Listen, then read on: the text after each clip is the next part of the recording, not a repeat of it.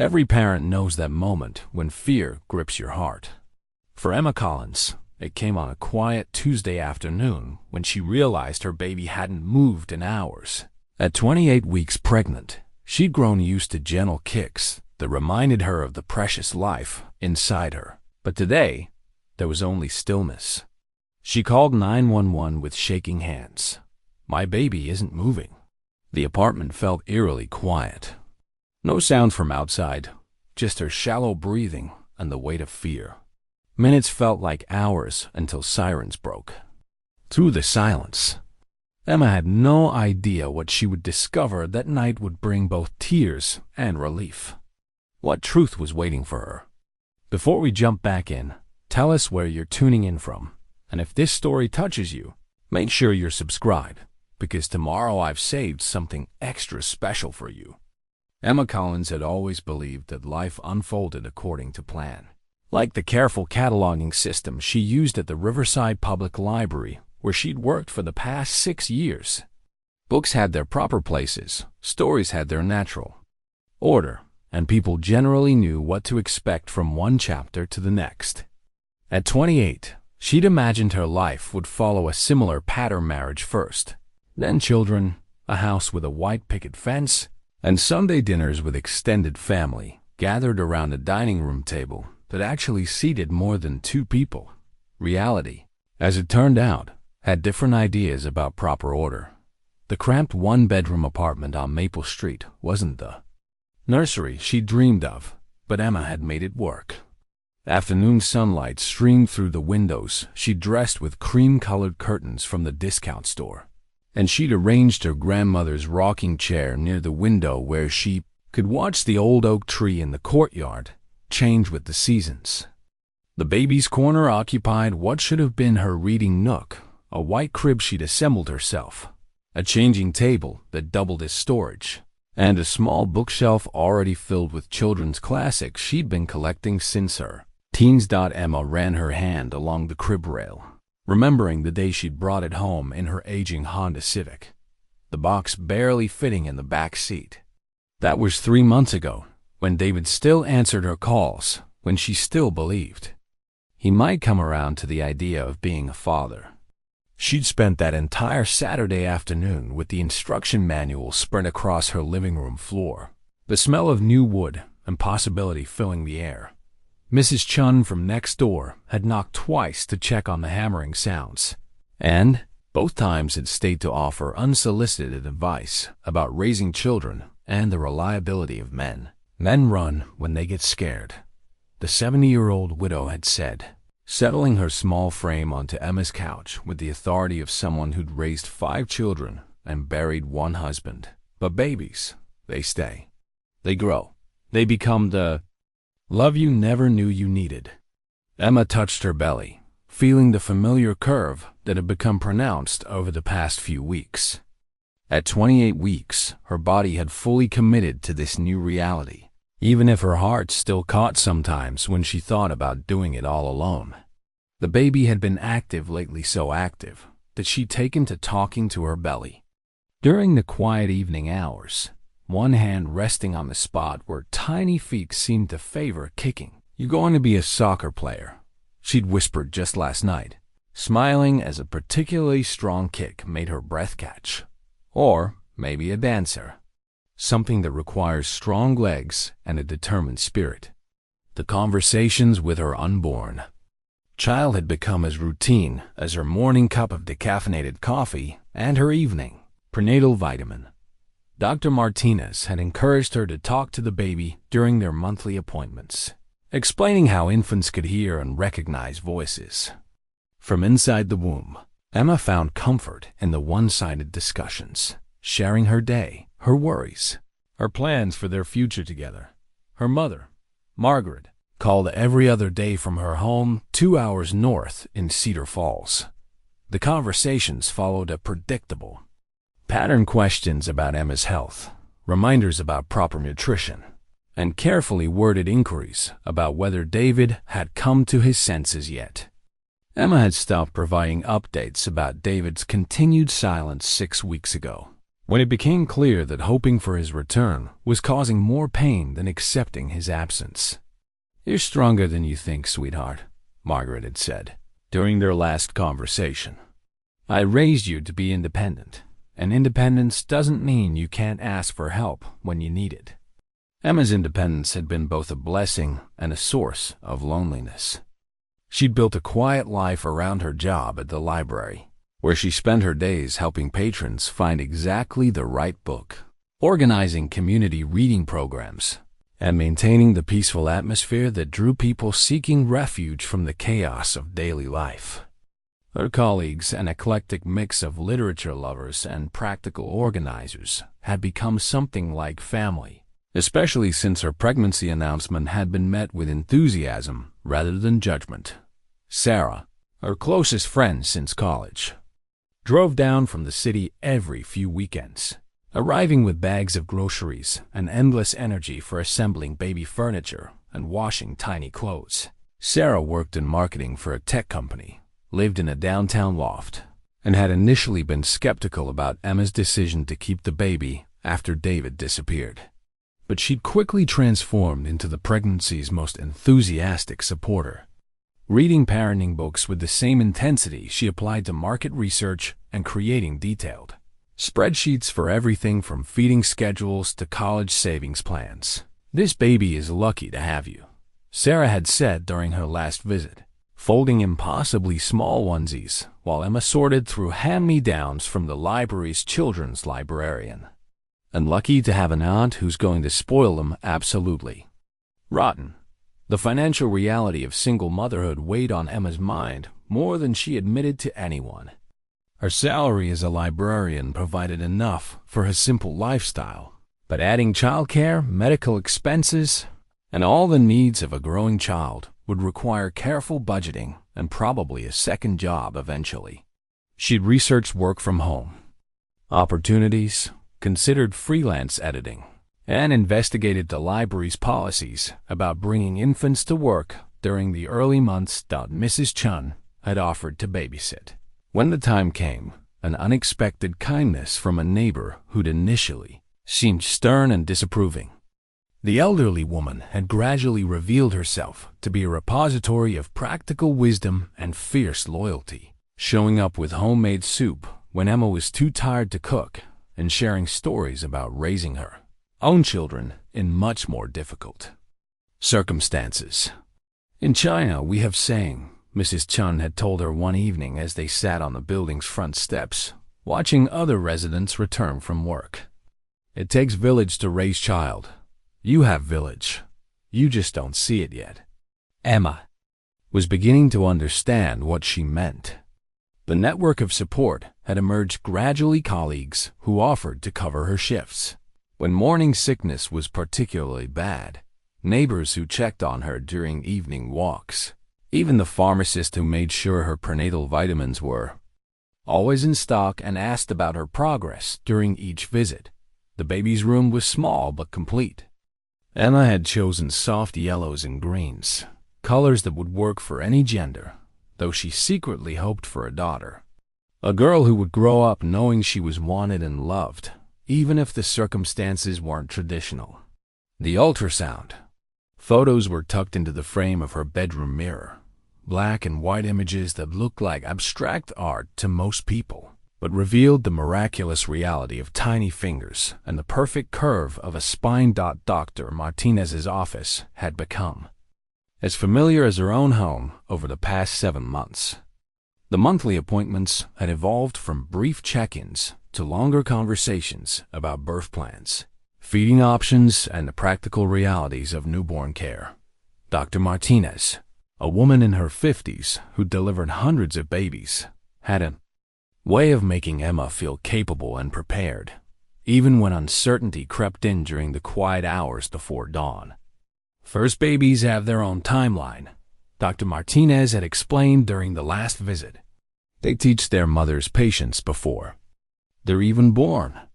Patience had never been Emma's strongest virtue, but pregnancy was providing intensive training. The waiting, the wondering, the constant awareness of another life depending entirely on her choices.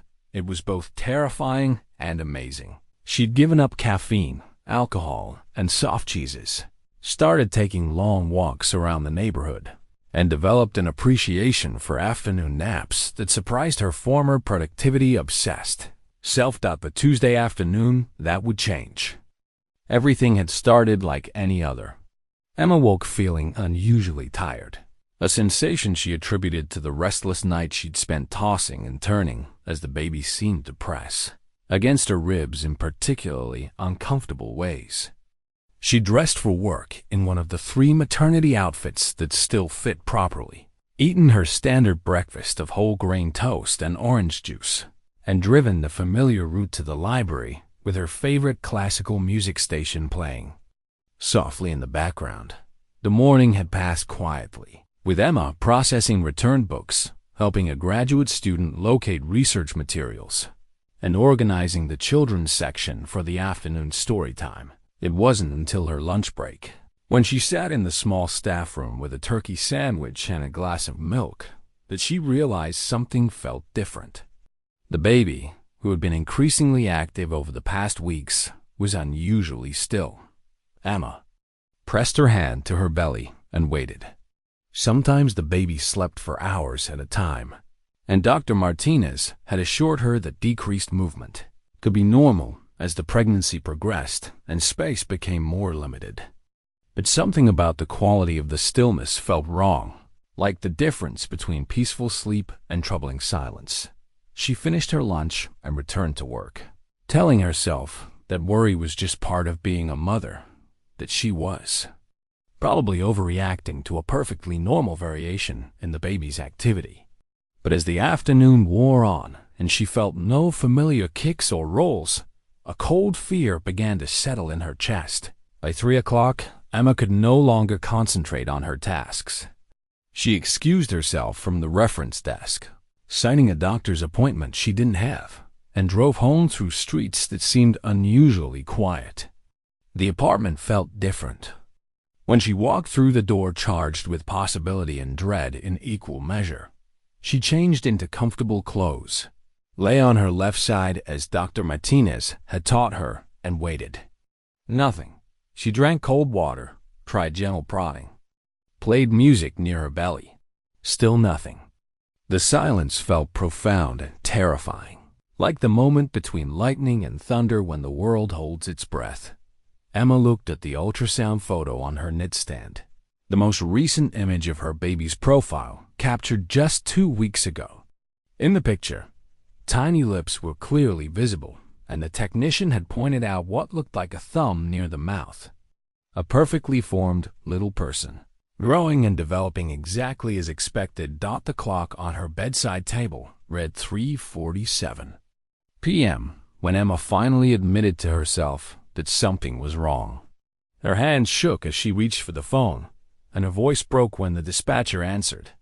The words came out in a rush, as if speaking them quickly might make them less real, less frightening. "My baby isn't moving." The 911 dispatcher's voice came through the phone with practiced calm, a steady anchor in the storm of Emma's panic. "Ma'am, I need you to stay on the line with me. Can't you tell me how many weeks pregnant you are?" 28 weeks, Emma whispered, clutching the phone so tightly her knuckles had gone white. "I'm 28 weeks, and the baby was moving this morning, I think." But now, her voice broke completely, the words dissolving into a sob that seemed to come from somewhere deep in her chest. "Okay, Emma, I have your address as 247 Maple Street, apartment 2B. Is that correct?" "Yes, that's right." She was surprised the dispatcher knew her name until she remembered giving it when the call began. Everything felt disconnected, like she was watching someone else's emergency unfold from a great distance. "I'm sending paramedics to you right now. They should be there in about 5 minutes. While we're waiting, I want you to lie down on your left side. Can you do that for me?" Emma moved to her couch, phone pressed to her ear, and curled onto her side. The apartment around her looked exactly the same as it had an hour ago, the same cream curtains, the same afternoon sunlight, the same carefully assembled baby corner, but everything felt fundamentally altered. It was like discovering that a familiar room had been built on quicksand. "I'm lying down," she managed to say. "Good. Now, I want you to place your hand on your belly and tell me if you feel anything at all. Sometimes babies are just sleeping, and sometimes we can encourage movement with gentle pressure." Emma pressed her palm against the curve of her abdomen, the place where she'd felt countless kicks over the past weeks. The skin was warm under her touch, but there was no response from within. No flutter, no shift, no acknowledgement of her presence. She tried not to think about what that silence might mean. "I don't feel anything," she whispered. The dispatcher's voice remained steady. "That's okay. The paramedics are very close now. Can you unlock your front door so they can get in easily?" Emma stood on shaking legs and walked to the door, turning the deadbolt with fumbling fingers. The hallway outside her apartment looked surreal in the late afternoon light, too bright, too normal for what felt like the end of the world. Mrs. Chun's door remained closed, and Emma was grateful. She couldn't bear to explain what was happening, couldn't form words around the fear that was consuming every rational thought.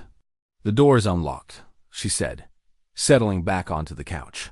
"Perfect. You're doing great, Emma. I can hear the sirens now. Can you hear them?"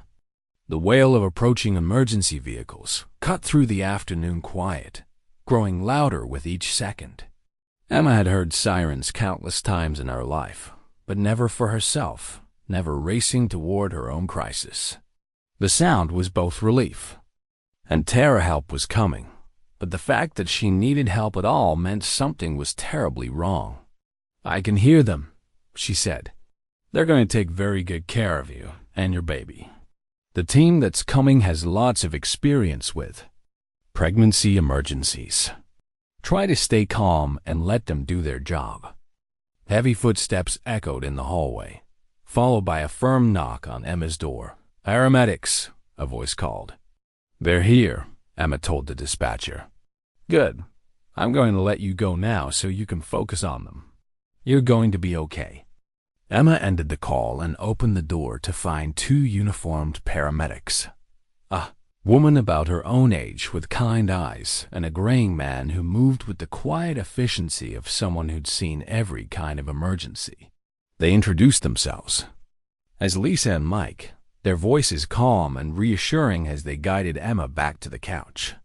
"Tell us what's been happening," Lisa said, unpacking equipment from a large bag while Mike took Emma's vital signs. "The baby hasn't moved since this morning, maybe earlier. I usually feel kicks all day, especially after I eat or when I'm lying down. But today, there's been nothing." The words tumbled out in a rush, as if speaking quickly might somehow change the situation. Lisa nodded, strapping a blood pressure cuff around Emma's arm. "How far along are you?" 28 weeks, 3 days. Mike was setting up what looked like a portable monitor, arranging straps and sensors with practiced movements. "We're going to listen for the baby's heartbeat right here, okay?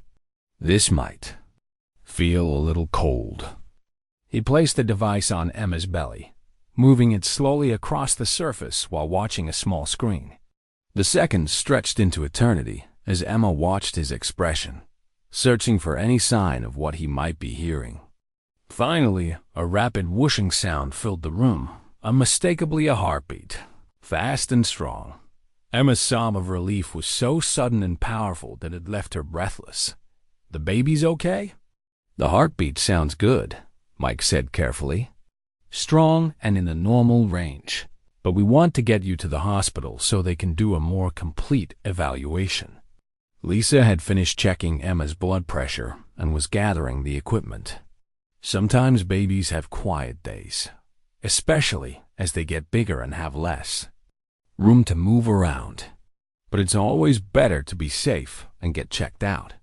Emma nodded, though the relief was mixed with lingering worry.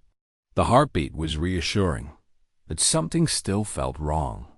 She'd grown so accustomed to her baby's movements that their absence felt like a fundamental change in the rhythm of her life. "Do I need to pack anything?" she asked. "Just bring your ID, insurance card, and any prenatal records you have at home. Lisa said, "We'll probably be at the hospital for a few hours while they run some tests." Emma gathered her purse and the folder where she kept her medical paperwork, including the most recent ultrasound images. She paused at the baby's corner, looking at the crib and the carefully folded clothes, and whispered a quiet prayer to whatever powers might be listening to keep her child safe. The ride to St. Mary's Hospital passed in a blur of monitoring equipment and gentle questions. Lisa rode in the back with Emma, keeping the fetal heart monitor in place and asking about her medical history, her due date, whether she'd experienced any unusual symptoms recently.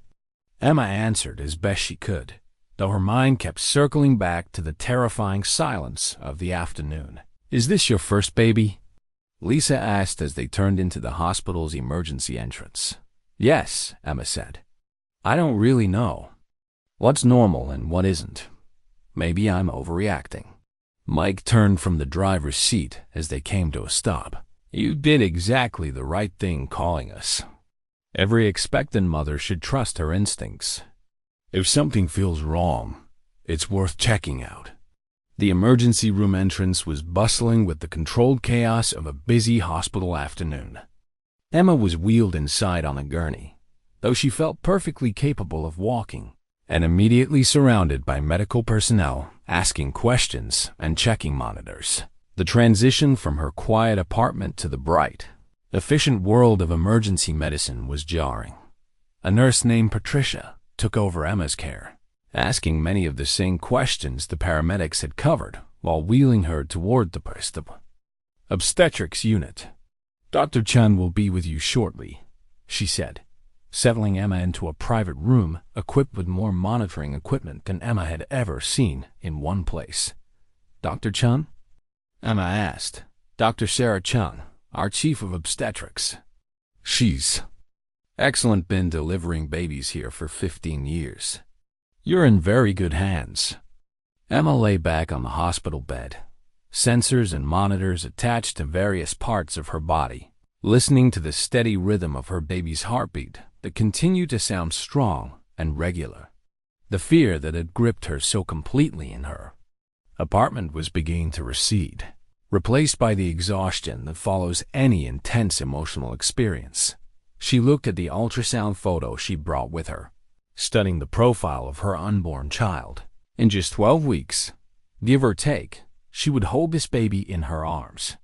The thought that something might prevent that from happening was almost too terrible to consider. A gentle knock on the door interrupted her thoughts, and a woman in a white coat entered the room. Dr. Chen was smaller than Emma had expected, with graying hair pulled back in a practical bun and eyes that radiated both competence and compassion. The afternoon dissolved into a series of medical procedures and tests.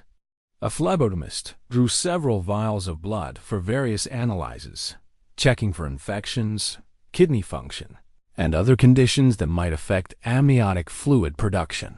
A different technician came to perform another ultrasound, this one specifically focused on measuring fluid levels in different areas around the baby. Between tests, Emma tried to rest, but the constant noise of the hospital footsteps in the hallway, conversations at the nurse's station, the beeping and humming of various machines made sleep impossible. She found herself staring at the ceiling tiles, counting them methodically to keep her mind occupied. Dr. Chen returned around 6 o'clock with preliminary results from some of the blood work. She pulled up a chair beside Emma's bed, a gesture that felt both comforting and ominous. "Your blood count looks good, and there's no sign of infection," she began. "Your kidney function is normal, which rules out some of the more serious causes of oligohydramnios. But I am seeing some indicators that suggest you might be more dehydrated than we initially thought." "I've been drinking water," Emma said, though. Even as she spoke, she realized she couldn't remember her last full glass of water. Sometimes in pregnancy, especially as we get into the 3rd trimester, our bodies need more fluids than we realize. And if you've been experiencing any nausea or decreased appetite, that can compound the problem. The good news is that if dehydration is the primary cause, it's something we can address relatively easily. A nurse arrived within 4 pole, and the supplies needed to start Emma on intravenous fluids. The needle stick was quick, though Emma winced at the sharp pain followed by the strange sensation of cool liquid flowing into her arm. We'll run fluids overnight and recheck your amniotic fluid levels in the morning, Dr. Chun explained. If the levels improve, that will confirm our suspicion about dehydration being the culprit. Emma nodded, feeling cautiously optimistic for the first time since the afternoon's crisis began. A simple problem with a simple solution seemed almost too good to hope for, but she found herself clinging to the possibility that this would all be resolved by morning as evening approached. The baby began moving more noticeably small flutters and shifts that Emma felt with profound relief. Each movement was a tiny miracle, a reassurance that life was continuing its mysterious work inside her body despite the medical uncertainty surrounding them both. Margaret arrived at precisely 8:30, her graying hair slightly disheveled from the 2-hour drive and her arms full of supplies that spoke to a mother's instinct for preparedness. She carried a small overnight bag, a thermos of homemade soup, and a canvas tote filled with magazines, crossword puzzles, and the lavender-scented pillow from Emma's childhood bedroom. "How are you feeling, sweetheart?" Margaret asked, settling into the chair beside Emma's bed and immediately reaching for her daughter's hand. Her touch was warm and familiar, carrying the comfort of countless childhood illnesses and scraped knees. "Better now that you're here," Emma admitted. "The baby's been moving more since they started the IV fluids. Dr. Chun thinks that's a good sign." Margaret studied the monitors with the focused attention of someone who'd spent years worrying about her children's well-being. "These numbers, are they what they should be?" "The heartbeat is perfect," Emma said, finding comfort in being able to reassure her mother about something strong and steady. "They're mostly concerned about the fluid levels around the baby." Sarah arrived 20 minutes before visiting hours ended, breathless from running through the hospital corridors and carrying a bag that seemed to contain half her apartment. She'd brought Emma's favorite pajamas, a selection of herbal teas, her phone charger, and a small stuffed elephant that had been a joke gift years earlier, but had somehow become a symbol of comfort. "I would have been here sooner, but I stopped at your apartment to get some things," Sarah explained, unpacking items with characteristic efficiency. "Mrs. Chun was watering your plants. Apparently she has a key? She seemed very concerned about you and wanted me to tell you that you're in her prayers." Anna felt a rush of affection for her elderly neighbor, whose stern exterior concealed such genuine care.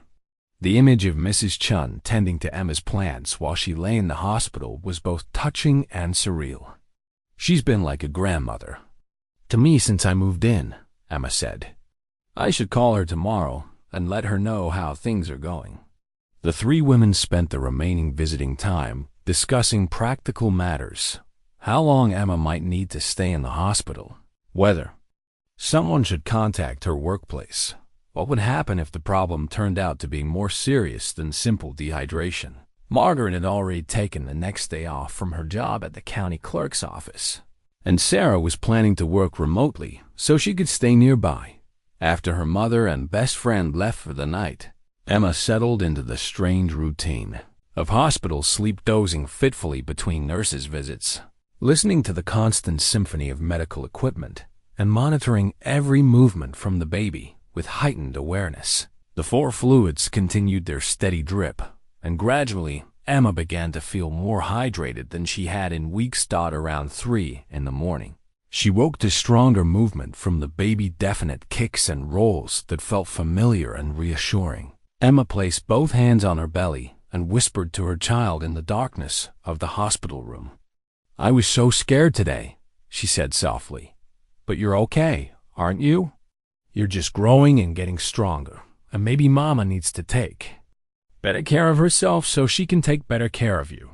The morning brought a flurry of activity as the day shift nurses arrived and began their rounds. Dr. Chen appeared around 7 o'clock, looking refreshed despite what Emma suspected had been a long night of deliveries and emergency calls. She carried a tablet with Emma's updated test results and wore an expression that seemed cautiously optimistic. "How are you feeling this morning?"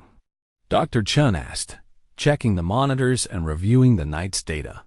"Much better," Emma said honestly. "The baby's been moving a lot more, especially since about 3 this morning, and I feel more energetic than I have in weeks." "That's exactly what we want to hear." The 4 fluids seem to be helping significantly. Your urine output has improved, which suggests your body was indeed quite dehydrated. Dr. Chen pulled up the results on her tablet. "I'd like to do another ultrasound this morning to measure the amniotic fluid levels again. If they've improved, as much as I expect they have, we might be able to send you home this afternoon with some modifications to your routine." The second ultrasound was performed by the same technician, Jennifer, who remembered Emma from the previous day. This time, the atmosphere in the room felt less tense, more like a routine appointment than an emergency evaluation. Emma watched the screen with educated eyes now, able to recognize the different areas where fluid should be visible around her baby. "Definitely looks better," Jennifer said as she moved a wand across Emma's belly. "Much more fluid than yesterday, and baby looks like they're enjoying the extra space." Dr. Chen confirmed the improvement with measurements that showed fluid levels within the normal range, though still on the lower end. The baby appeared active and healthy, with good muscle tone and normal positioning for the gestational age. "This is very encouraging," Dr. Chen said as they returned to Emma's room. "It confirms that dehydration was the primary issue. However, we need to address why you became so dehydrated in the first place." Emma had been thinking about this question throughout the sleepless hours of the night. Looking back, she could see the pattern weeks of gradually drinking less water, eating smaller meals, and dismissing the fatigue and mild nausea as normal pregnancy symptoms. "I think I've been so focused on everything else work, getting ready for the baby, worrying about finances, that I haven't been paying attention to basic things like drinking enough water," she admitted. Dr. Chen nodded. "That's more common than you might think, especially for women who are managing pregnancy without a partner. The stress of handling everything alone can make it easy to neglect self-care." Margaret arrived shortly after 9, carrying coffee for herself and herbal tea for Emma, along with fresh clothes and a bag of toiletries. She'd clearly spent the night in an uncomfortable waiting room chair, but her first concern was for Emma's condition. "The doctor says the fluid levels are much better," Emma reported. "I might be able to go home this afternoon if everything continues to improve." "Thank goodness," Margaret said, settling into the familiar chair beside the bed. "Though, I think you should come stay with me for a few days, just to make sure you're taking proper care of yourself."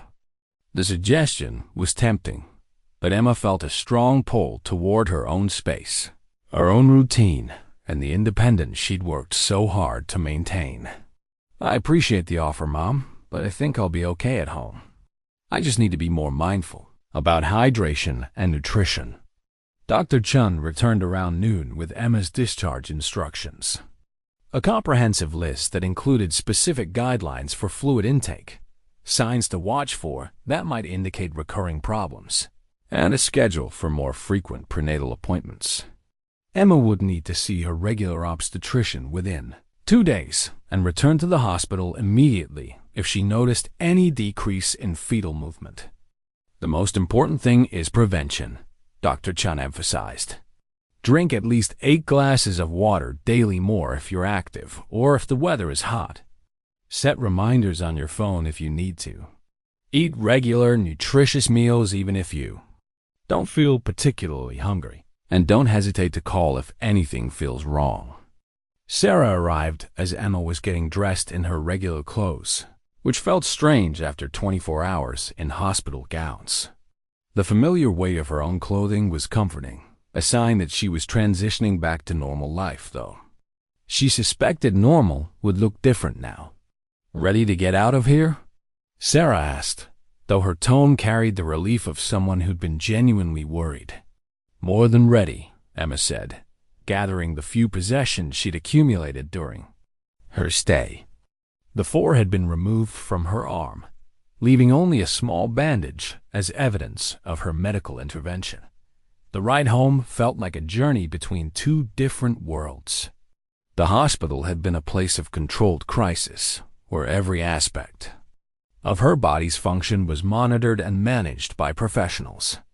Her apartment building looked exactly the same as when she'd left it the day before, but Emma saw it through changed eyes. Mrs. Chun appeared in the hallway as Emma was unlocking her apartment door, her small frame moving quickly despite her 70 years.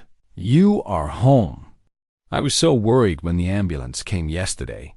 "I'm fine, and the baby's fine," Emma assured her neighbor. "Thank you for taking care of my plants."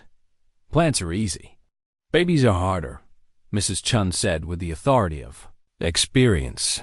"You need to eat better. Drink more water. I will bring you soup tonight." Emma's apartment felt both familiar and foreign after her night away. Everything was exactly as she'd left it in her panic the previous afternoon: dishes in the sink, a book open on the coffee table, the bed unmade. But her perspective had shifted fundamentally. The baby's corner looked precious rather than overwhelming, and the quiet that had once felt lonely now felt peaceful. Margaret helped Emma settle onto the couch with pillows and blankets, then busied herself in the kitchen, washing dishes and preparing a meal from the groceries she brought.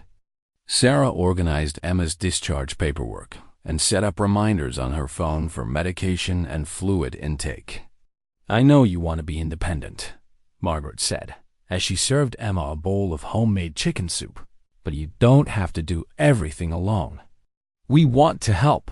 Emma looked around at the evidence of care surrounding her mother's soup, Sarah's practical organization, Mrs. Chen's promise of more food to come. The network of support that she'd been building unconsciously over the months suddenly felt visible and strong. "I'm starting to understand that," Emma said, feeling the baby move responsively as warm soup filled her empty stomach. "Yesterday scared me, but it also showed me how many people care about us." As evening approached and her visitors prepared to leave, Emma felt a deep sense of gratitude mixed with determination. The crisis had revealed both her vulnerability and her strength, both her need for independence and her need for community. Tomorrow would bring new challenges, but tonight she would rest in her own bed, listening to her baby's movements and planning for a future that felt more possible than ever. 3 weeks after her hospital stay, Emma's life had settled into a new rhythm built around vigilant self-care and heightened awareness of her body's signals. She carried a large water bottle everywhere, had set hourly reminders on her phone to drink fluids, and found herself eating smaller, more frequent meals instead of trying to force down large portions when nausea struck. The baby had grown noticeably more active since the oligohydramnios scare, as if the crisis had awakened some protective instinct in the tiny developing consciousness. Emma felt kicks during library meetings, rolls during her evening walks, and gentle stretches when she lay down to rest. Each movement was a small celebration, a reminder that life was continuing its miraculous work. Dr. Martinez had been monitoring Emma closely since her return from the hospital, scheduling weekly appointments instead of the usual monthly check-ins. Today's appointment carried particular significance. It was time for comprehensive blood work and detailed ultrasound, imaging that would provide a clearer picture of how both mother and baby were progressing. Emma sat in the familiar waiting room, watching other pregnant women at various stages of their journeys. A woman about her age sat nearby, hand resting on a belly that looked ready to deliver any moment, while across the room, a couple studied ultrasound photos with the wide-eyed wonder of first-time parents. Emma felt a kinship with all of them, united by the universal experience of carrying new life and all the uncertainty that entailed. Emma Collins? The nurse called, and Emma followed her down the hallway to the examination room, where she'd become a regular presence. Dr. Martinez greeted her with the warm familiarity of a healthcare provider who'd guided Emma through every stage of her pregnancy journey. "How are you feeling? Any concerns since your last visit?"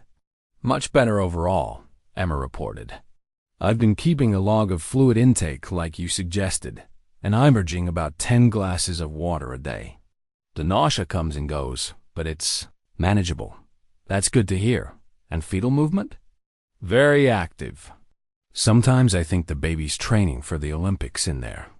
Emma smiled as if to demonstrate the point. A particularly strong kick made her catch her breath. Dr. Martinez conducted the routine examination. Blood pressure. Weight, measuring the height of Emma's fundus. Listening to the baby's heartbeat with the handheld Doppler that always brought reassurance. Everything appeared normal, but Emma sensed her doctor was looking for something specific. "I'd like to do some additional blood work today," Dr. Martinez said as she made notes in Emma's chart. "The hospital ran comprehensive tests during your stay, but I want to check a few specific markers that weren't included in that panel." Emma nodded, though she felt a familiar flutter of anxiety. "Is there something you're concerned about?" The oligohydramnios episode resolved beautifully with hydration, which is exactly what we hope to see. But I want to make sure we're not missing any underlying conditions that might have contributed to the dehydration in the first place. The blood draw was routine, though Emma noticed the technician filled more vials than usual. Each tube was labeled with codes she didn't recognize, destined for laboratories that would analyze her blood for conditions she'd never heard of but suddenly seemed vitally important. The ultrasound that followed was more detailed than any Emma had experienced. The technician, a different woman named Carol, who'd been performing prenatal imaging for over 20 years, spent considerable time measuring various aspects of the baby's development: head circumference, abdominal circumference, estimated weight, and the length of various bones. "Your baby looks great," Carol said as she captured image after image. "Good size, good proportions, very active. Would you like to know the gender?" Emma had been waiting for this question for weeks, going back and forth about whether she wanted to know before birth. Something about the recent health scare had made her more eager to connect with her baby in every way possible. "Yes, I'd like to know." Carol smiled and adjusted the ultrasound wand to get a clear view between the baby's legs. "Congratulations, you're having a daughter." "A daughter." Emma felt tears spring to her eyes as the words sank in. All the abstract planning and preparation suddenly crystallized around the image of a specific little girl who would need clothes and toys and bedtime stories. She thought about her own childhood, about the relationship she had with Margaret, about all the hopes and dreams she could now focus on a daughter who would grow up knowing she was wanted and loved. "She's beautiful," Emma whispered, studying the profile on the ultrasound screen. Even in the grainy black and white image, she could see features that looked distinctly human: a button nose, full lips, long eyelashes that seemed impossibly delicate. "She's definitely active," Carol noted as the baby shifted position, turning from profile to face forward. "Good muscle tone, good reflexes. Everything looks very healthy." Emma left the appointment with a folder full of new ultrasound images and a heart full of new possibilities. Having a daughter felt different somehow from having a baby, more specific, more real, more connected to the generations of women who had come before and would come after Dot. She called Margaret from the packing lot, unable to wait until she got home to share the news. "A granddaughter." Margaret's voice carried across the phone connection with pure joy. "Oh, Emma, I'm so happy. Have you thought about names?" Emma hadn't allowed herself to think seriously about names until she knew the gender, but several possibilities had been floating in the back of her mind for months. Maybe something traditional, but not too common. "I've always liked Grace, or maybe Rose after great-grandmother." Rose Collins, Margaret said thoughtfully. That has a lovely sound to it. Emma's next call was to Sarah, who screamed so loudly that several other people in the medical building parking lot turned to look at Emma's car. A girl. I get to spoil a little niece. Sarah's excitement was infectious. We need to go shopping immediately. Cancel all your plans for Saturday. We're going to look at cribs and clothes and everything pink. Not everything needs to be pink. Emma laughed. I was thinking more yellows and greens, maybe some soft purples. Fine, but I'm definitely buying her at least one ridiculously frilly dress. It's my aunt privilege. The drive home gave Emma time to process the reality of having a daughter. She thought about the conversations they would have, the challenges her daughter would face growing up in a world very different from the one Emma had known, the opportunities that would be available to a young woman born in the 2020s. She also thought about raising a daughter as a single mother, about providing strong female role models and teaching independence, while also showing the value of accepting help when needed. The recent health scare had reinforced Emma's understanding that she didn't have to do everything alone, but she wanted her daughter to grow up confident in her own capabilities. Mrs. Chun was watering the plants in the building's courtyard when Emma arrived home, and she looked up expectantly as Emma approached. Good news from doctor? The elderly woman asked. Very good news. The baby is healthy, and I found out I'm having a daughter. Mrs. Chun's face lit up with a smile that transformed her usually stern expression. Daughters are blessing. They take care of their mothers when mothers get old. You are a lucky woman. Emma felt the truth of those words as she climbed the stairs to her apartment. Lucky, despite all the challenges and uncertainties, despite David's absence and the financial worries and the medical scares. Lucky to be carrying a healthy daughter. Lucky to have a support system of family and friends. Lucky to be living in a time and place where a woman could raise a child on her own and expect to succeed. That evening, Emma sat in her grandmother's rocking chair with a cup of herbal tea, one hand resting on her belly as she felt her daughter's movements. The baby seemed particularly active tonight, as if she too was excited by the day's revelations. Hello, little Rose, Emma whispered, trying out the name that felt increasingly right. I can't wait to meet you. Dr. Martinez called on a Thursday morning while Emma was cataloging new arrivals at the library, her voice carrying a note of concern that immediately commanded Emma's full attention. Emma excused herself from the reference desk and found a quiet corner near the children's section, where she could speak privately. Emma, I have the results from your additional blood work, and I need you to come in this afternoon so we can discuss them. Dr. Martinez said without her usual warm preamble. Emma felt her stomach drop. Is something wrong with the baby? The baby looks perfect. This is about you. Can you be here around 3 o'clock? The hours between the phone call and the appointment stretched endlessly. Emma tried to focus on her work, but found herself reading the same catalog entries repeatedly without comprehension. Her colleagues noticed her distraction.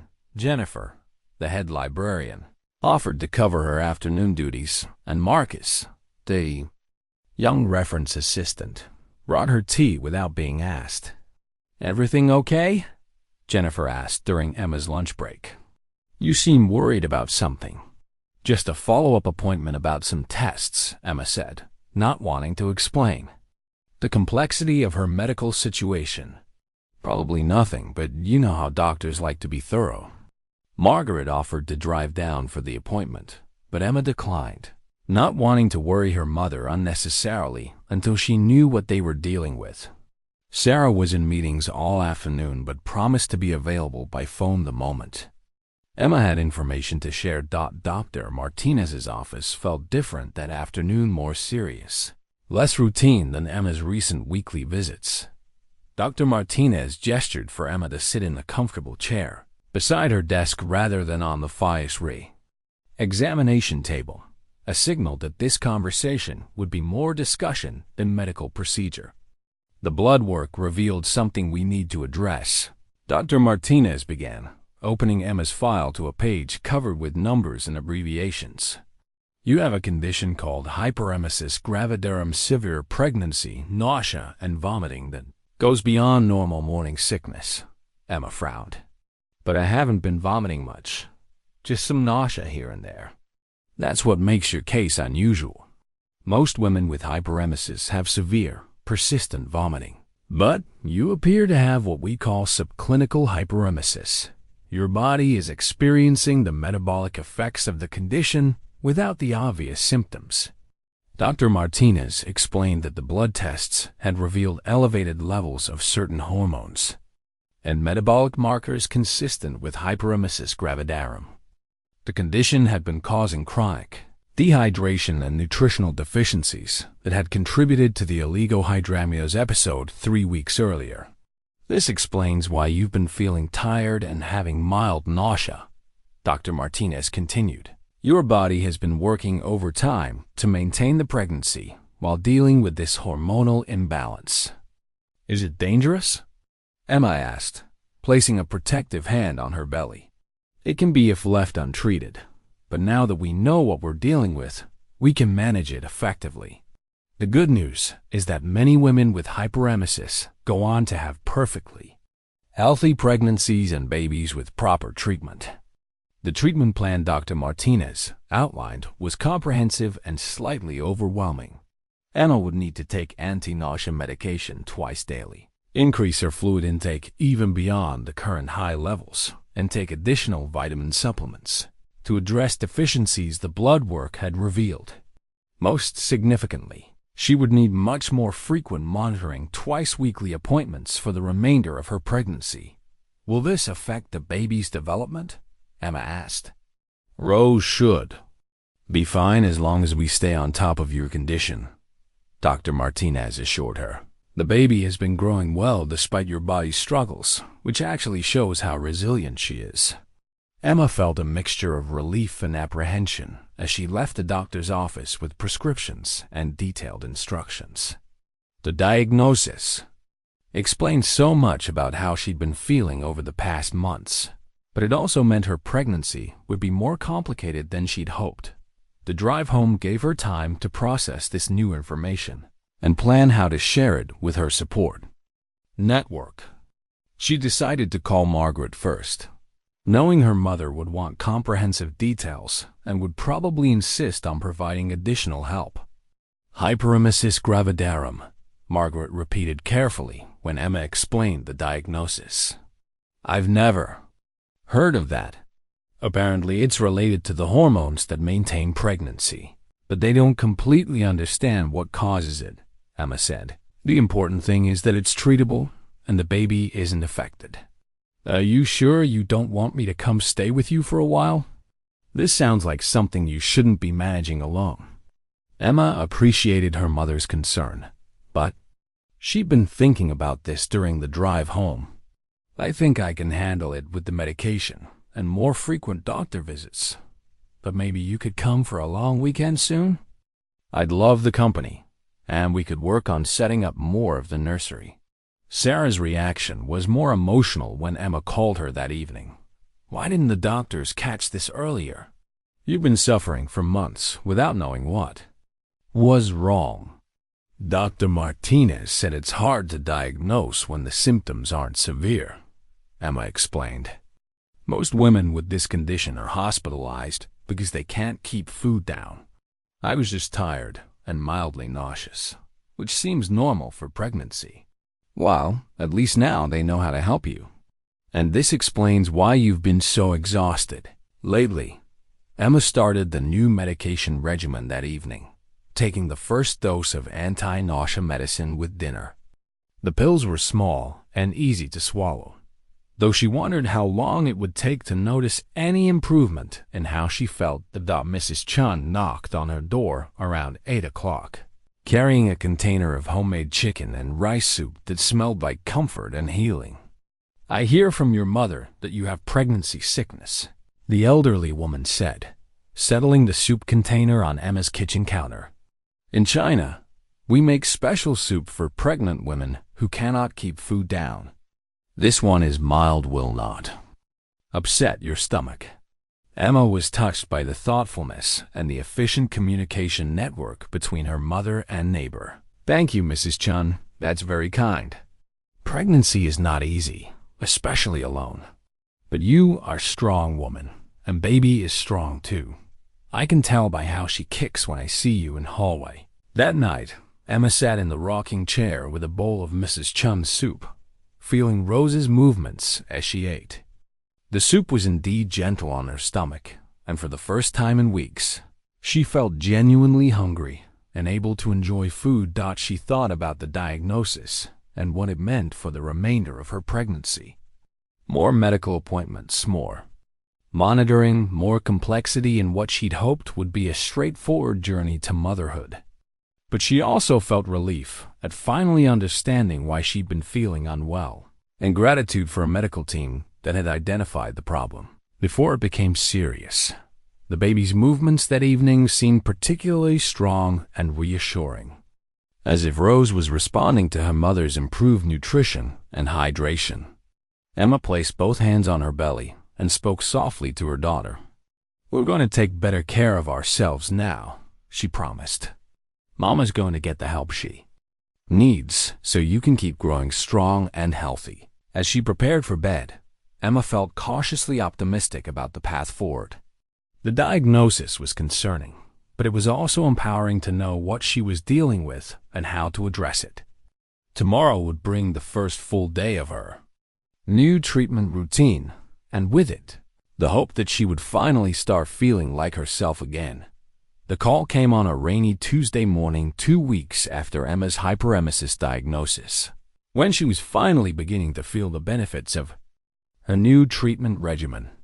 Dr. Martinez's voice carried an unusual urgency that immediately put Emma on high alert. "Emma, I need you to come in immediately. We've received some additional test results that require immediate discussion." Emma's hands began to shake as she gathered her purse and car keys. The anti-nausea medication had been working well. She'd been keeping food down consistently, and Rose had been more active than ever. What could possibly be wrong now? The drive to Dr. Martinez's office passed in a blur of worst-case scenarios. Emma's mind raced through every possibility: genetic abnormalities, developmental problems, complications that might require early delivery. She just passed the 30-week mark, a milestone that had felt significant and reassuring just days earlier. Dr. Martinez was waiting for her in the consultation room, but she wasn't alone. A woman Emma didn't recognize sat beside her, tall, with prematurely gray hair and kind eyes behind wire-rimmed glasses. "Emma, this is Dr. Rebecca Walsh. She's a maternal-fetal medicine specialist, and I've asked her to join us today to discuss your test results." Emma sank into the offered chair, her heart pounding so hard she could hear it in her ears. Specialists were never good news. Specialists meant complexity, meant problems beyond the scope of regular obstetric care. "What's wrong?" Emma asked, surprised by how steady her voice sounded despite the terror coursing through her system. Dr. Walsh leaned forward slightly, her manner both professional and compassionate. "First, let me reassure you that your baby is perfectly healthy. All of the fetal testing has come back completely normal." Emma felt a moment of relief before the obvious follow-up question formed in her mind. "Then, what?" "The additional blood work Dr. Martinez ordered revealed something we didn't expect," Dr. Walsh continued.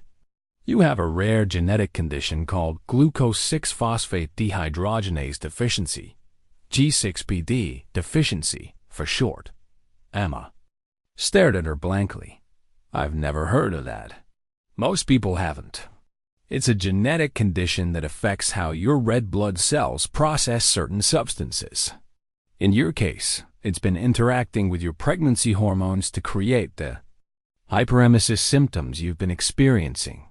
Dr. Martinez opened Emma's file to a page covered with genetic analysis results. "This condition is often undiagnosed because it doesn't cause problems in everyday life for most people. But during pregnancy, The hormonal changes can trigger complications. What kind of complications?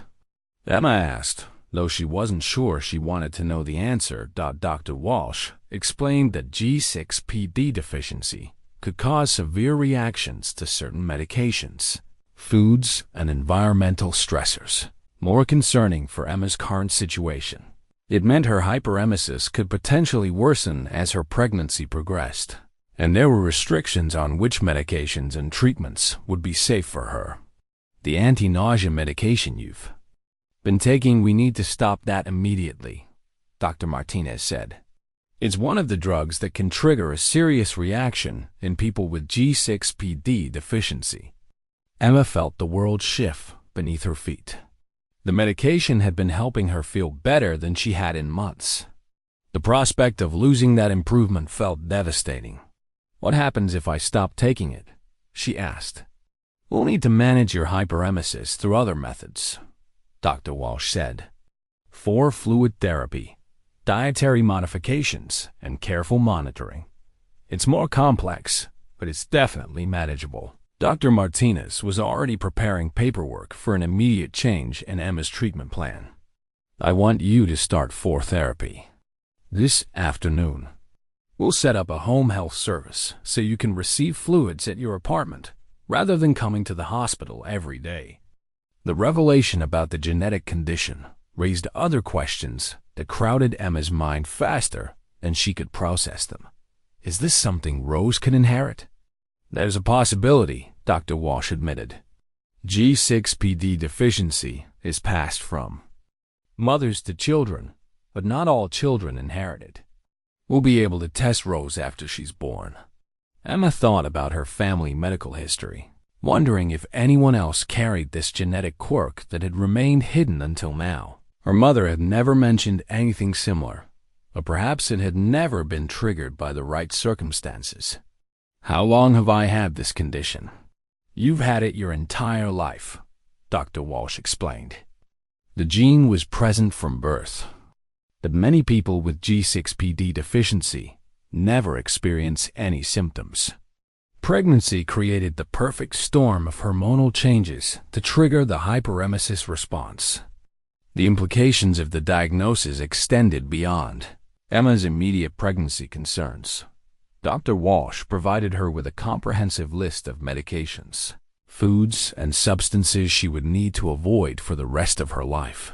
Certain antibiotics, anti-malarial drugs, even some common pain relievers could trigger dangerous reactions. This feels overwhelming, Emma admitted, studying the list that seemed to include half the items in a typical medicine cabinet.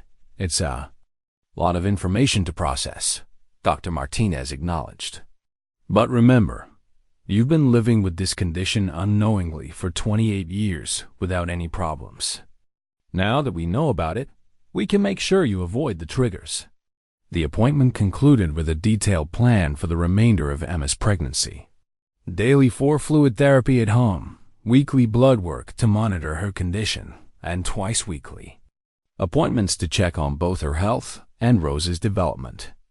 Emma would also need to carry a medical alert bracelet and ensure that any future healthcare providers knew about her G6PD deficiency. Emma left the doctor's office feeling like she'd been handed a completely different pregnancy than the one she'd been managing.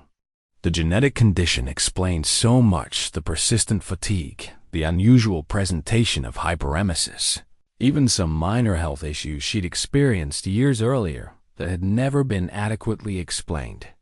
The drive home gave her time to process the emotional impact of the diagnosis. Fear mixed with relief as she realized that Rose was healthy and that there was a clear medical explanation for the challenges Emma had been facing. But there was also a sense of loss for the simpler pregnancy she'd imagined and concern about how this new information would affect her ability to care for a newborn. Her phone rang as she pulled into her apartment building's parking lot. Margaret's number appeared on the display, and Emma realized she would need to explain this latest development to her mother. How did the appointment go, sweetheart? Emma took a deep breath and began the complex task of explaining genetic conditions and treatment modifications to a worried mother. Margaret listened intently, asking practical questions about home health care and long-term implications. "The important thing is that they figured out what's been making you sick," Margaret said when Emma finished the explanation. "And Rose is healthy. Everything else we can handle." That evening, as Emma waited for the home health nurse to arrive, with the first 4 therapies set up, she sat in the rocking chair and felt Rose's strong movements. The baby seemed blissfully unaware of the medical complexity surrounding her development, focused only on the essential work of growing and preparing for life. Outside the womb, Emma placed her hands on her belly and spoke softly to her daughter. "Wow, little Rose, we've had quite an adventure already, haven't we? But we're going to figure this out together. Mama's going to take very good care of both of us." The nurse who arrived that evening was a woman named Linda, probably in her 50s, with gentle hands and extensive experience in home therapy. She explained the process thoroughly, showing Emma how to monitor the flow rate and what signs to watch for that might indicate problems. "You'll be surprised how quickly this becomes routine," Linda said as she started the IV line. "Most of my patients say the home therapy is much more comfortable than going to the hospital every day." As Emma settled into bed that night with 4 fluids dripping steadily into her arm, she reflected on how much her understanding of her own body had changed in just a few hours. The genetic condition that had been silently present her entire life had finally revealed itself, explaining months of mysterious symptoms and pointing toward a more complex but manageable path forward. Rose kicked vigorously as if responding to the increased hydration, and Emma smiled despite the upheaval of the day. Whatever challenges lay ahead, they would face them together, mother and daughter, supported by a network of family, friends, and medical professionals who were committed to ensuring they both thrived. The home therapy became Emma's new reality over the following 3 weeks, transforming her apartment into a small medical facility equipped with IV poles, fluid bags, and monitoring equipment. Linda visited every other day to change 4 sites and check Emma's progress, while Margaret had finally convinced Emma to accept help by taking extended leave from her job to provide daily support. Emma's condition had stabilized beautifully with the new treatment approach. Her energy levels improved dramatically with consistent hydration, and Rose continued to grow steadily, measuring right on target for her gestational age. At 33 weeks, Emma felt more optimistic about the pregnancy outcome than she had since the original crisis 6 weeks. Dr. Martinez and Dr. Walsh had coordinated closely on Emma's care plan, with the understanding that her unique genetic condition would require specialized attention, not just through delivery, but throughout her life. Emma had become something of a case study, with her doctors consulting with genetic specialists and maternal fetal medicine experts to ensure they were providing the most appropriate care. The twice-weekly appointments had become routine, though each visit carried the weight of careful monitoring. Dr. Martinez checked Emma's blood work for signs of hemolytic anemia, a potential complication of G6PD deficiency, while also tracking Rose's growth and development through regular ultrasounds. "Everything looks excellent," Dr. Martinez said during a Thursday afternoon appointment. "Your blood counts are stable, Rose is measuring beautifully, and your amniotic fluid levels are perfect. How are you feeling?" "Much better than I have in months," Emma replied honestly. "The therapy makes such a difference. I actually feel hungry again, and I'm sleeping better." Margaret had moved into Emma's spare room temporarily, providing not just emotional support, but practical help with daily tasks that had become more challenging as Emma's pregnancy progressed. Having her mother close by had allowed Emma to rest more, eat more regularly, and maintain the careful routine required by her medical condition. "I've been thinking about the delivery," Emma said, broaching a topic that had been weighing on her mind. With the G6PD deficiency, are there special precautions we need to take? Dr. Martinez nodded, pulling out a folder that Emma recognized as her delivery plan, a document that had grown considerably thicker as her case became more complex. We'll need to be very careful about medications during labor and delivery. Many of the standard pain management options aren't safe for you. The conversation that followed was both reassuring and concerning. Dr. Martinez explained that while epidurals and most narcotic pain relievers were off limits due to Emma's genetic condition, there were still safe options for managing labor pain. More importantly, the delivery itself shouldn't be significantly affected by the G6PD deficiency as long as the medical team was aware of the restrictions. Dr. Walsh will be present for your delivery, Dr. Martinez continued. We want to have a maternal fetal medicine specialist available in case any complications arise. It's not that we expect problems, but with your unique medical situation, we prefer to be overprepared.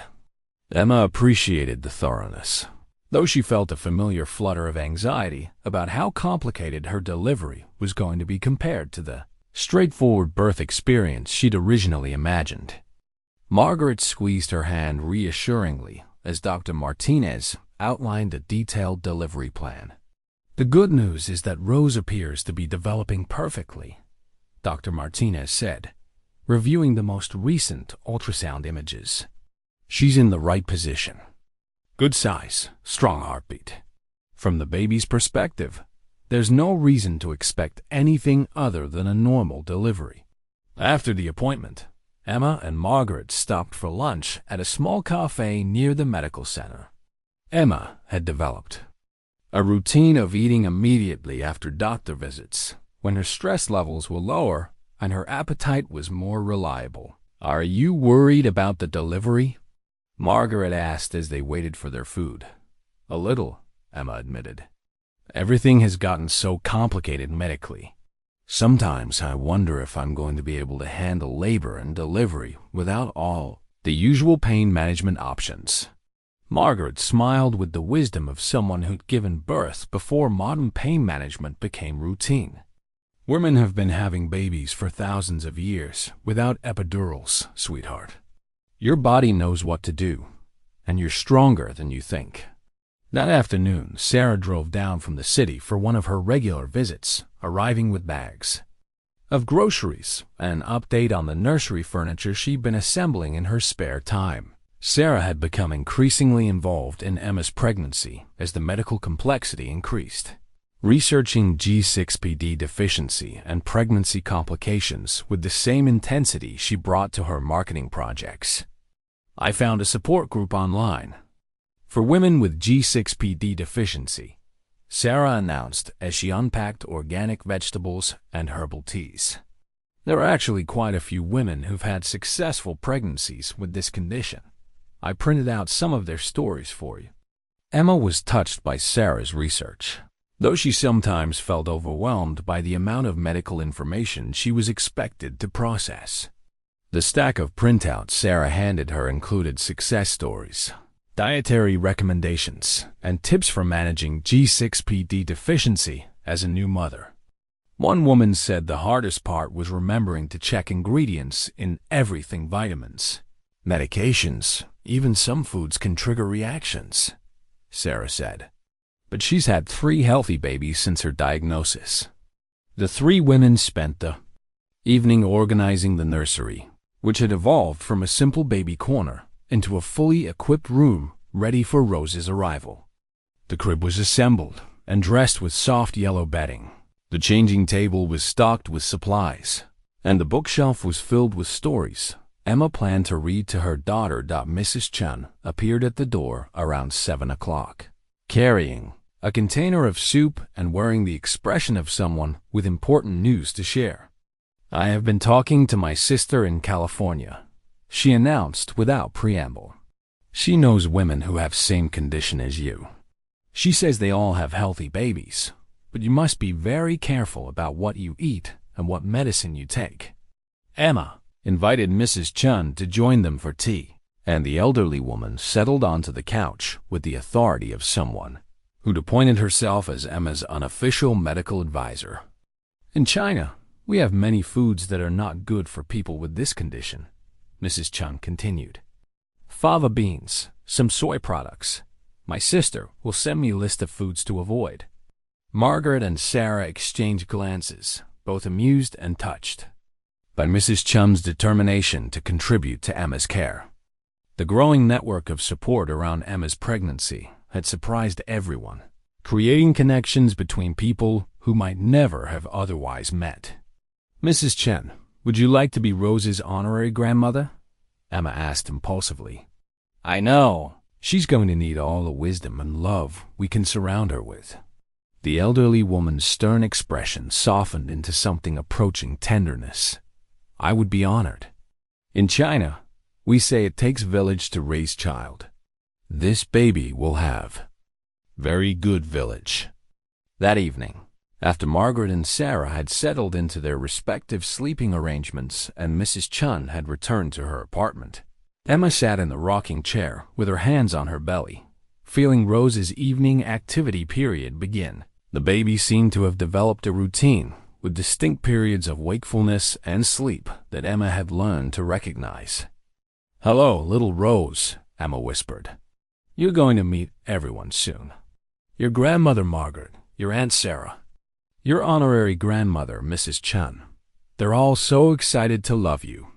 The baby's movements in response felt like conversation, like Rose was already aware of the community being built around her arrival.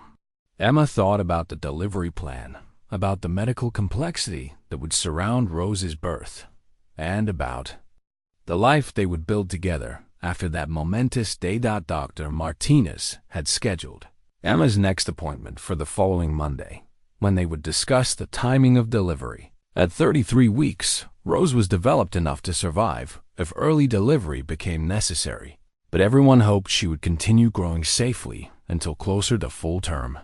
Emma pulled out the journal she'd been keeping throughout her pregnancy, documenting not just medical information, but her thoughts and feelings about becoming a mother. Tonight's entry would capture her growing excitement about meeting Rose, mixed with appropriate concern about the medical challenges ahead. As she wrote, Emma felt a strong series of kicks that made her catch her breath. Rose was definitely awake and active, perhaps responding to the earlier stimulation of having so many people focused on her upcoming arrival. Soon, baby girl, Emma murmured, closing the journal and preparing for bed. Just a few more weeks, and we'll finally get to see each other face to face.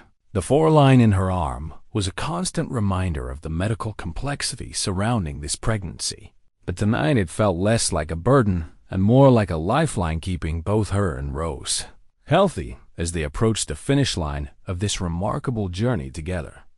Tomorrow would bring another day of careful monitoring, another step closer to the moment when all the medical complexity would fade into the background, and Emma would finally hold her daughter in her arms.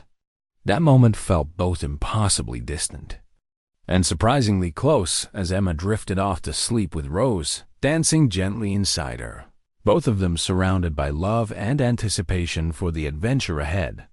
Emma woke at 36 weeks, and 2 days to a sensation she'd never experienced, before a tightening across her abdomen that started gradually, built to an uncomfortable peak, then slowly faded away. She lay still in the early morning darkness, wondering if she'd imagined it, when another wave began 15 minutes later.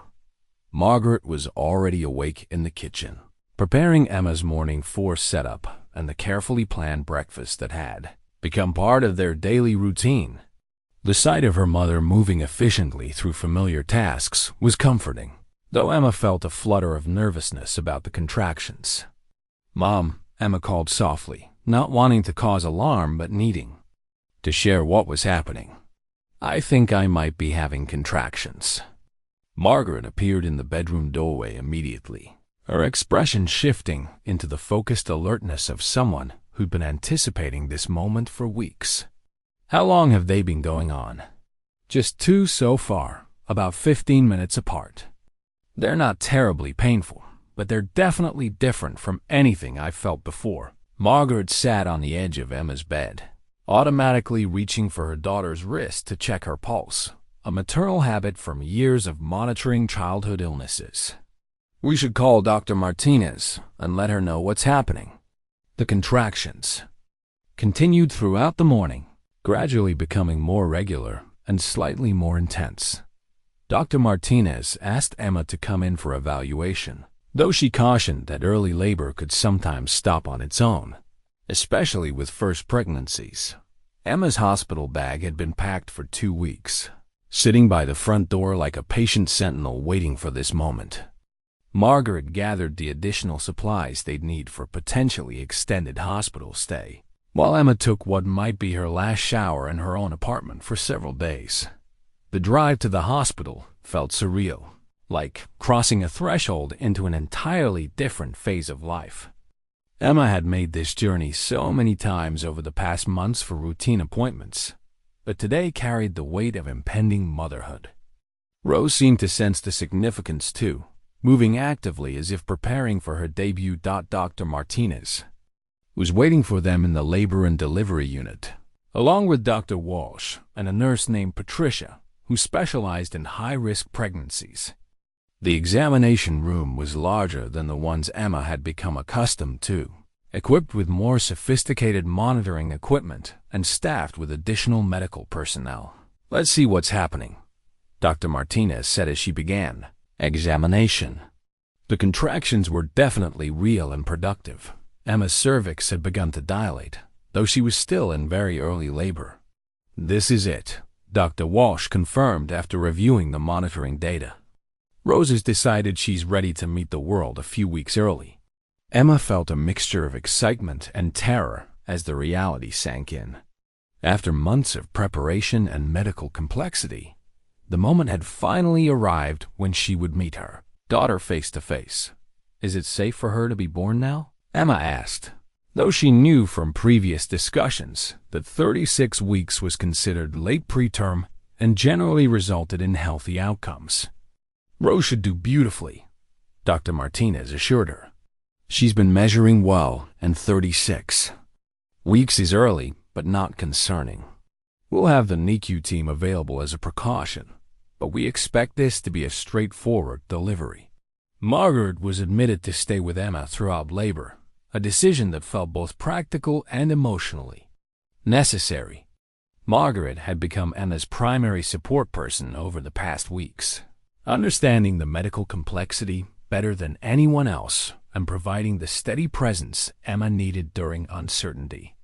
The early labor progressed slowly, with contractions gradually becoming more intense and closer together. Emma walked the hallways of the labor unit, stopping to breathe through each contraction, while Margaret maintained a steady stream of encouragement and distraction. "Remember what we talked about," Margaret said, during a particularly strong contraction. "Your body knows exactly what to do. Women in our family have been having babies for generations." The pain management options available to Emma were limited due to her G6PD deficiency, but Dr. Martinez had consulted with anesthesiology to identify safe alternatives. Emma could use nitrous oxide during active labor, and there were injection medications that wouldn't trigger her genetic condition. As afternoon turned to evening, Emma's labor intensified significantly. The contractions became powerful waves that demanded her complete attention, and she found herself relying on breathing techniques and position changes to manage the discomfort. "You're doing amazingly well," Patricia said as she checked Emma's progress. 7 centimeters dilated. "Rose will be here before too much longer." Emma had been in labor for 12 hours, and the exhaustion was beginning to compete with the excitement. Margaret had been a constant presence, offering ice chips, adjusting pillows, and providing the kind of unwavering support that only a mother could give. Dr. Walsh appeared around 8 o'clock to check on Emma's progress and ensure that her genetic condition wasn't causing any complications. "Everything looks perfect," she reported. Your blood work is stable, Rose's heart rate is excellent, and labor is progressing exactly as we'd hope. Emma felt Rose move during a brief pause between contractions, a sensation that was both familiar and strange, given that soon those movements would be happening outside rather than inside her body. The thought of finally seeing her daughter, of counting tiny fingers and toes, of looking into Rose's face for the first time, gave Emma renewed energy for the work ahead. "I can't wait to meet her," Emma whispered to Margaret during a quiet moment. "She's so lucky to have you as her mother," Margaret replied, tears threatening at the corners of her eyes. "You've been so strong through all of this." The evening shift. Change brought new nurses, but Patricia stayed to see Emma through delivery, a gesture of continuity that Emma appreciated, given how many medical personnel had been involved in her care over the past months. As 9 o'clock approached, Emma's contractions became almost continuous, with barely enough time between them to catch her breath. Dr. Martinez returned to the room with the calm efficiency of someone who'd delivered hundreds of babies, and Emma knew they were approaching the final phase of this long journey. "Almost time to push, Emma," Dr. Martinez said after checking Emma's cervix one more time. "Rose is ready, and so are you." The pushing stage of labor was unlike anything Emma could have imagined, despite months of reading and preparation. Each contraction brought an overwhelming urge to bear down, and Emma found herself working with forces beyond her conscious control. Margaret held one of her hands while Patricia supported her other side, both women offering constant encouragement as Emma labored to bring Rose into the world.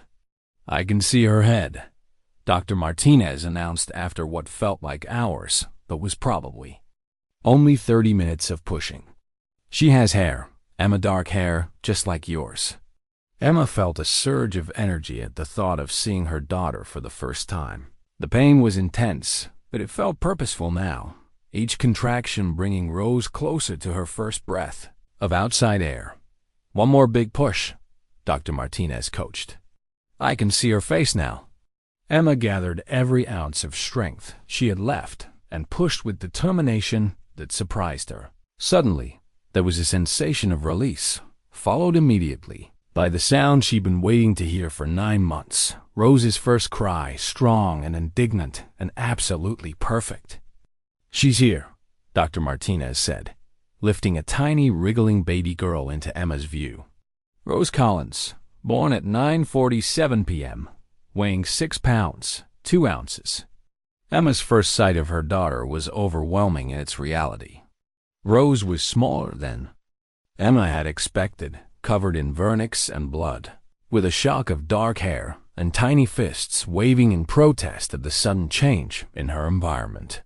But she was unmistakably perfect, unmistakably Emma's child, unmistakably the little person Emma had been talking to and dreaming about for months. "Oh my God," Emma whispered, tears streaming down her face as Dr. Martinez placed Rose on her chest. "She's so beautiful." The baby's skin was warm and slippery against Emma's hospital gown, and Rose's cries gradually settled into quiet snuffling sounds as she adjusted to the brightness and coolness of the outside world. Emma could feel her daughter's tiny heartbeat against her own chest, a rhythm that had been part of her for so long and was now independent and strong. "Hello, Rose," Emma murmured, studying her daughter's face in wonder. "I've been waiting so long to meet you." Margaret was crying openly now, leaning over to get a better look at her granddaughter.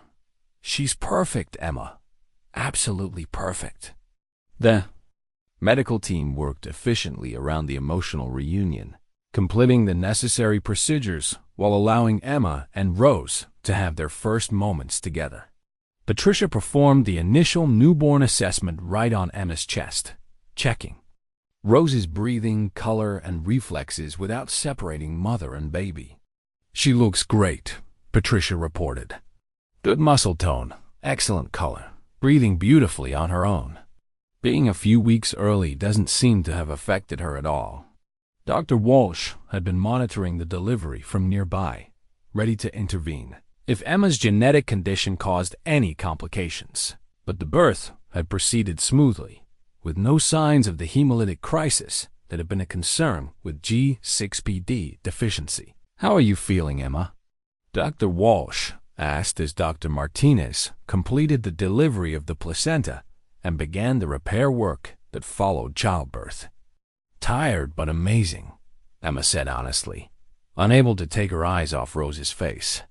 "I can't believe she's really here."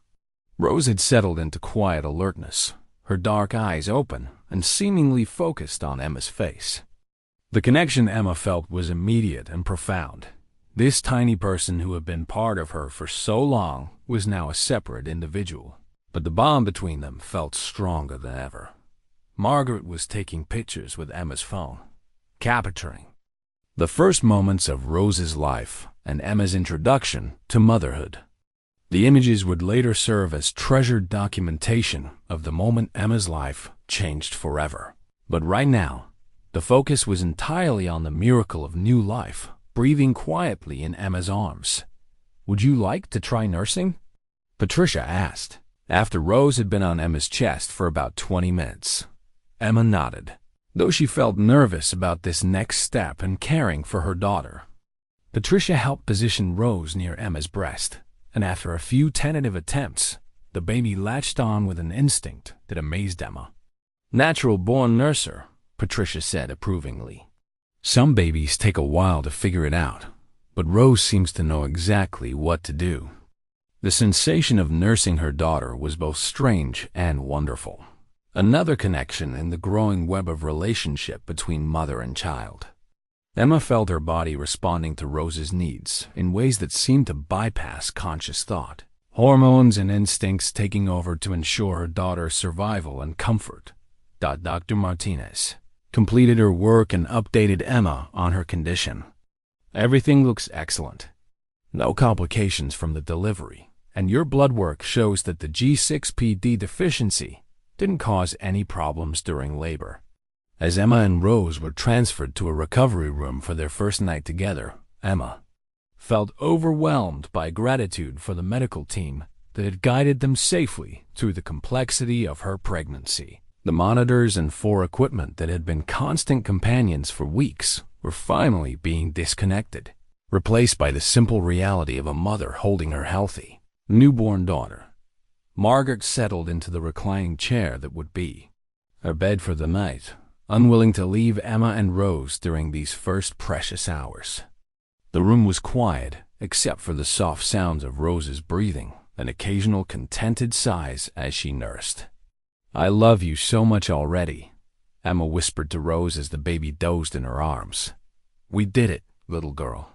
We made it through everything. And here you are, perfect and beautiful and ours." 6 weeks later, Emma sat in the same rocking chair where she'd spent so many evenings talking to Rose before her birth. But now her daughter was nestled in her arms rather than in her womb. The late afternoon sunlight streamed through the windows of the apartment that had been transformed from a single woman's quiet space into a home filled with the sounds and rhythms of new life. Rose had grown beautifully since her early arrival, gaining weight steadily and developing the kind of robust health that made her premature birth seem like a distant concern. She was alert and responsive, with dark eyes that seemed to focus intently on Emma's face during feeding times and the hint of a smile that appeared when she was content and well-fed. The G6PD deficiency that had complicated Emma's pregnancy required ongoing vigilance, but had proven manageable with careful attention to diet and medications.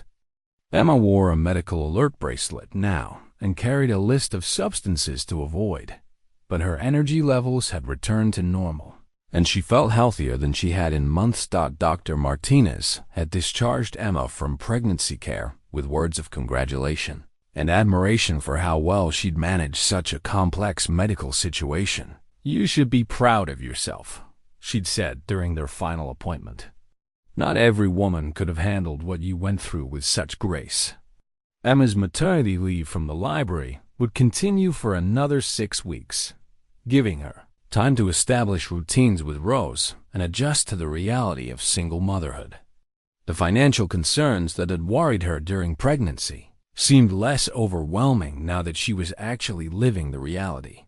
Margaret had helped her apply for various assistance programs, and the library had been supportive about flexible scheduling when she returned to work. Mrs. Chun had appointed herself as Rose's unofficial grandmother, stopping by daily with homemade soup for Emma and gentle advice about caring for a newborn.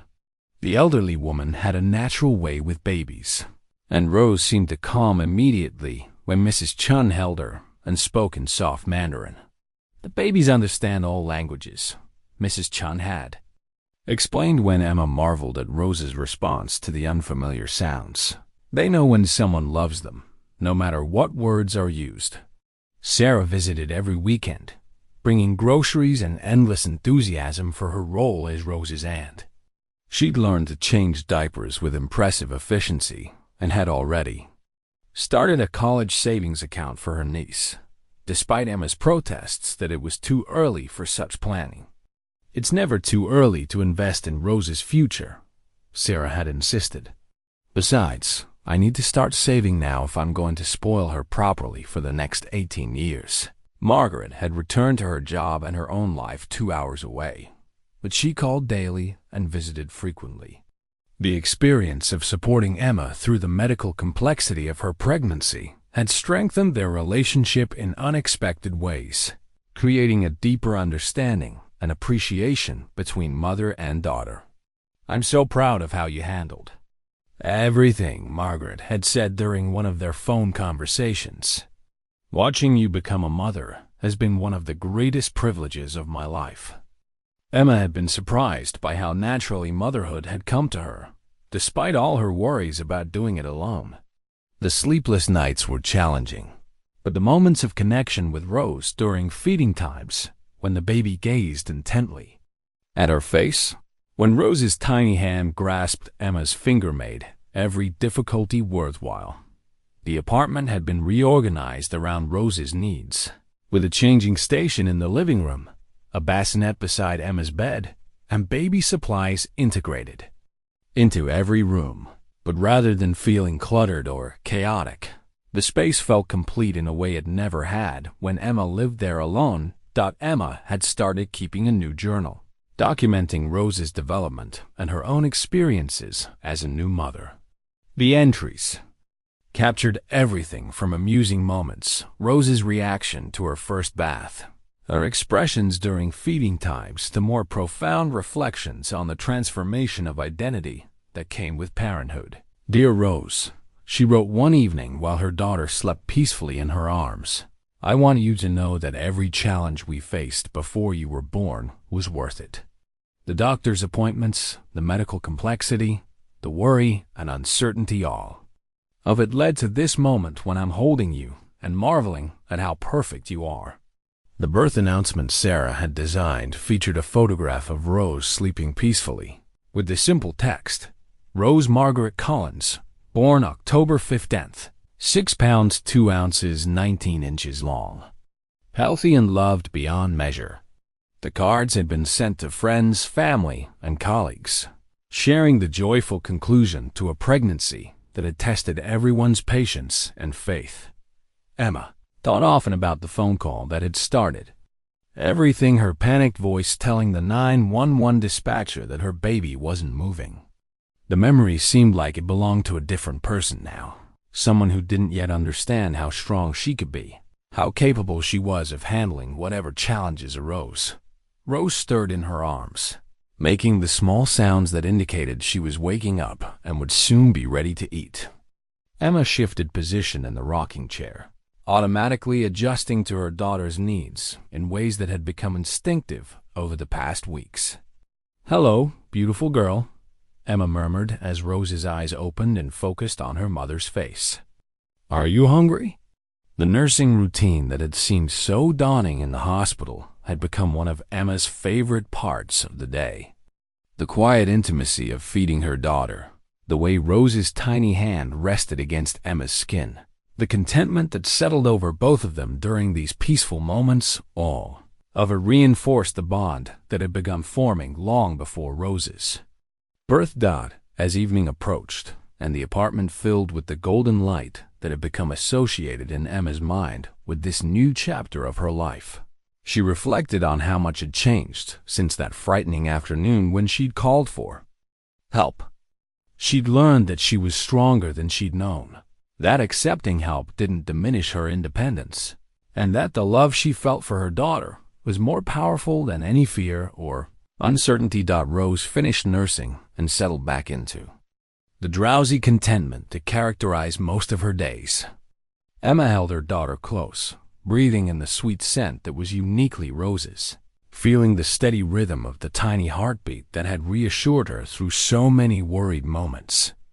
"We made it, little love," Emma whispered as Rose drifted back to sleep. "We made it through everything, and now we get to spend the rest of our lives discovering what comes next." The future stretched ahead of them, full of unknowns but also full of possibility. There would be challenges. Emma's medical condition would require ongoing management, and raising a child alone would test her in ways she couldn't yet imagine.